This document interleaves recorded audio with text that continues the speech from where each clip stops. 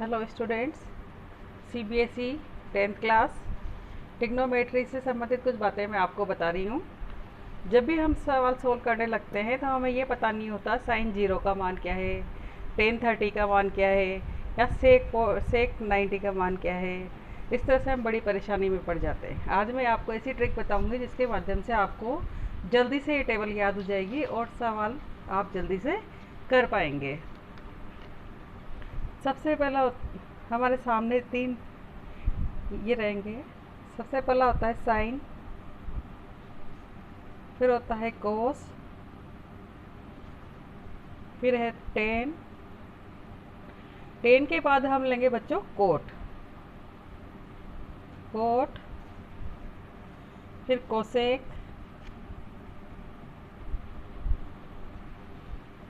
फिर सेक। ठीक है। साइन 0 का मान होता है 0। साइन 30 का मान होता है 1/2। साइन 45 का मान होता है 1/√2। और साइन 60 का मान होता है √3/2। और साइन 90 का मान होता है 1। तो हमें सिर्फ इसमें एक ही चीज़ याद रखी है कि साइन के मान क्या होते हैं। जैसे साइन 0 का मान 0, 30 का मान 1/2, 45 का मान 1 से √2, 60 का मान √3/2 और 90 का मान 1। ठीक है।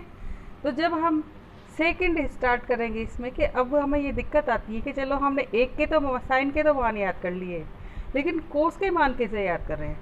तो हमें ये याद करने की ज़रूरत नहीं है। जैसे हम साइन से आगे से पीछे की ओर चले थे, वैसे ही कोस में पीछे से आगे की ओर चलना है। तो पीछे क्या है, साइन में सबसे पीछे है 1, तो कोस 0 का मान होगा 1। साइन में सेकेंड इस पर क्या है, पीछे से √3/2, तो साइन कोस 30 का मान होगा √3/2।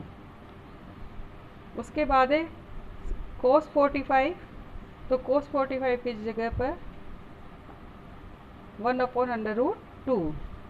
फिर आएगा जो साइन 30 का मान है वो कोस 60 का मान होगा 1/2। और साइन 0 का मान क्या बनेगा, कोस 90 का मान बन जाएगा। मतलब हमने जो साइन में सीधे चले थे हम 0, 1/2, 1/√2, 3/2 और 1, तो कोस में उल्टा चलेंगे 1, √3/2, 1/√2, 1/2 और 0। देख लो हमने उल्टे चले, वही उल्टा क्रम यहाँ पे कोस में हमने लिख लिया है। इसके बाद है टेन। अब टेन का मान ज्ञात करने के लिए हम क्या करेंगे, इसमें इसका भाग देंगे। तो साइन 0 की जगह सबसे पहले हम आ गया 0, टेन में टेन 0 में आ गया 0। फिर करेंगे हम साइन 30 अपॉन कोस 30। साइन 30 का मान है 1/2 बाय √3/2।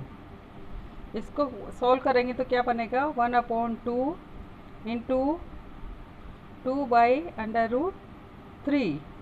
तो 2 से 2 कट गया, मान क्या आया 1/√3। ठीक है, 1/√3 ऐसा समझिए। दूसरा भी हम ऐसे ही करेंगे, एक बार फिर बता देती हूँ। जैसे टेन 45 का मान निकालना है, तो साइन 45 अपॉन कोस 45। तो साइन 45 में 1/√2 अपॉन 1/√2। ये साइन 45, ये टेन 45, इसे कोस 45, साइन 45 अपॉन कोस 45। अब इनको सॉल्व करेंगे तो 1/√2 इंटू √2 अपॉन 1, तो ये आपस में कट जाएंगे। क्या वैल्यू आएगी इसकी? 1। अब tan 60 का मान निकालने के लिए क्या करेंगे? वही प्रोसेस, sin 60 अपॉन cos 60। तो sin 60 का मान है √3/2 और cos 60 का मान है 1/2। तो इसे सॉल्व करेंगे। √3/2 इंटू 2/1, 2 से 2 कट गया तो ऊपर क्या बचा हमारे पास? √3 और नीचे बचा 1। तो नीचे यदि 1 होता है तो उसे हम लिखते नहीं हैं, तो हमारा यहाँ पे मान आएगा cos 60 का, ये tan 60 का √3। ठीक है, यही बचा √3/2 अपॉन 1/2 1। तो इसे सोल्व करेंगे तो √3/2 इंटू 2/1, तो 2 से 2 कट जाएगा और क्या बचा? √3। तो tan 60 का मान है √3 और 1/0 आ जाता है। तो नॉट डिफाइंड या इन्फिनिटिव, कुछ भी बोल सकते हैं हम। नॉट डिफाइंड भी लिख सकते हैं यहाँ पे और इन्फिनिटिव भी लिख सकते हैं। अब इसमें क्या करना है? अब हमने क्या किया था? सबसे पहले साइन के मान याद किए थे। साइन 0 का मान 0, साइन 30 का मान 1/2, साइन 45 का मान 1/√2, साइन 60 का मान √3/2, साइन 90 का मान 1। कोस में इसको उलट दिया था। साइन 9 इधर से टेबल स्टार्ट करी उल्टी। कोस 0 1, कोस 30 √3/2, कोस 45 1/√2 और कोस 60 1/2 और कोस 90 0। tan में हमने इनका भाग दिया साइन में कोस का, 1/sin बटा कोस कर दिया था, तो उससे हमारे ये मान आए। अब कोट में हम क्या करेंगे कि जो मान हमारे tan में आए हैं, जैसे tan 0 0, tan 30 1/√3, tan 45 1, tan 60 √3, tan 90 infinitive. तो इन्हीं को हम कोट में ऐसे कैसे उल्टा लिखेंगे। tan में जो चीज़ें सीधी आई है, तो जो पीछे से स्टार्ट करेंगे, जैसे इन्फिनिटिव आया सबसे लास्ट में इसमें, तो कोट में आएगा कोट 0 का मान सबसे पहले इन्फिनिटिव।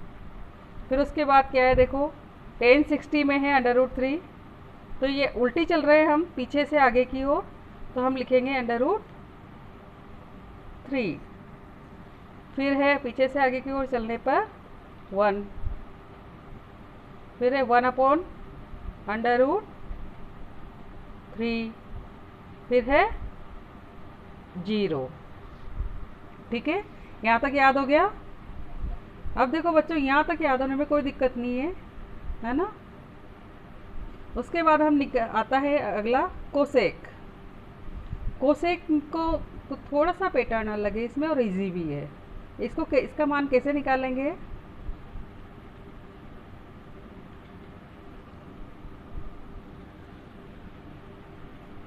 कोसेक का सबसे पहला जो होता है वो होता है नॉट डिफाइंड, यानी कि इन्फिनिटिव।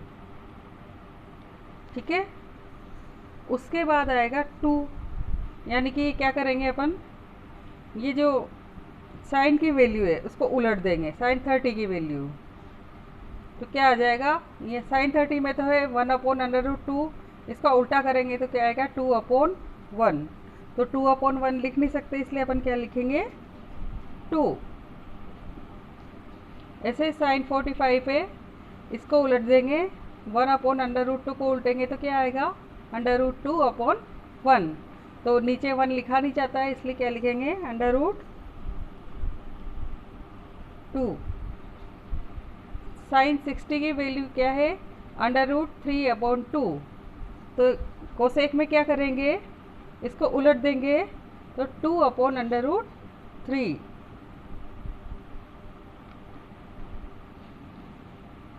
और 90 की जो वैल्यू है 1 वो 1/, ऐसे कैसे ही आ जाएगी। तो ठीक है, हमारे सामने ये चीज़ आ गई। कोसेक की कोसेक 0 डिग्री क्या है, इन्फिनिटिव। 30 डिग्री क्या है, 2। कोसेक 45 क्या है, √2। कोसेक 60 है, 2/√3। कोसेक 90 है, 1। अब सेक में क्या करेंगे, हम उल्टी चाल चलेंगे जैसे इन दोनों में चलते आ रहे हैं। साइन का उल्टा कोस, टेन का उल्टा कोट, और कोसेक का उल्टा सेक, ऐसे ही चलते आ रहे हैं। तो सेक में क्या करेंगे, सबसे पहले जो कोसेक का लास्ट है वो सेक का फर्स्ट होगा। तो सेक 0, 1, सेक 30, 2/√3। सेक 45 सेम आ जाएगा, √2।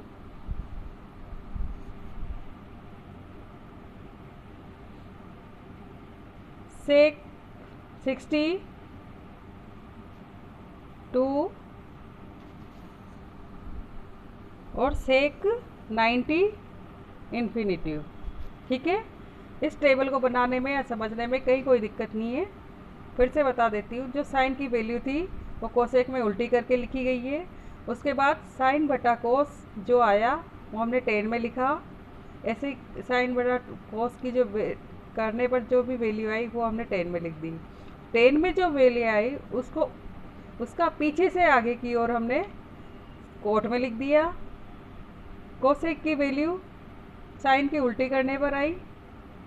ठीक है, साइन की वैल्यू को उल्टा करने पर आई, मतलब है ना।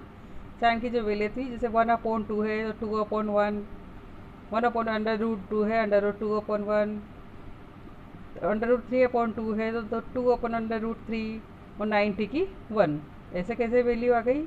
और सेक में इसी वैल्यू को हमने पीछे से आगे की ओर सेक में लिख दिया। जब भी क्वेश्चन सॉल्व करना हो हमें साइन, कोस, टेन, कोट, कोसेक और सेक से संबंधित, तो क्या करेंगे, पहले इस तरह की टेबल अपनी कॉपी पे बना लेंगे और उसके बाद अपने क्वेश्चंस को सॉल्व करेंगे। धन्यवाद।